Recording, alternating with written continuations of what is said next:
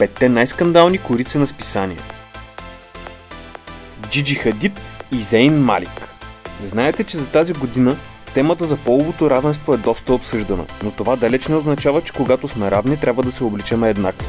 Списание Vogue направи именно тази грешка, като снима модел и певица с почти едни и същи дрехи. Редакторите на списанието се извиниха, като съобщиха, че изобщо не са имали това намерение.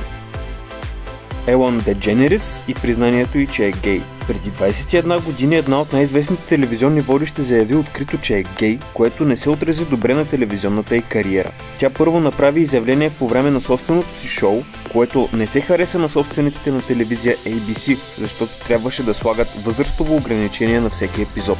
Но след това разкри ориентацията си в списание Time, което доведе до огромна загуба на средства за шоуто й. Кендъл Дженър за корицата на Vogue Индия. През последните 12 месеца Кендъл Дженър имаше доста проблеми заради скандалните реклами и корици, за които позира.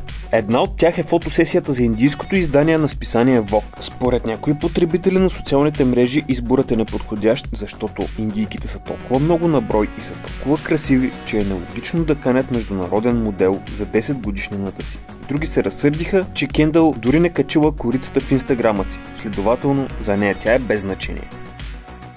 Фотошоп провал с Опра Уинфри.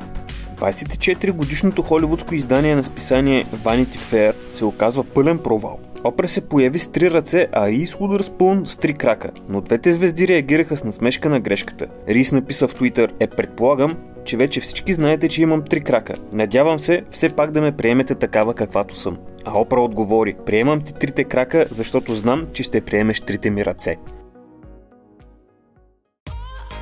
Ким Кардашиан като първата дама. Реалити звездата позира за списание интервю, облечена и гримирана като Джаки Кенеди. Заедно с нея е и дъщеря и Норт Уест, но концепцията далеч не се харесала на читателите. Според тях сравнението на реалити звездата с първата дама е най-меко казано некоректно.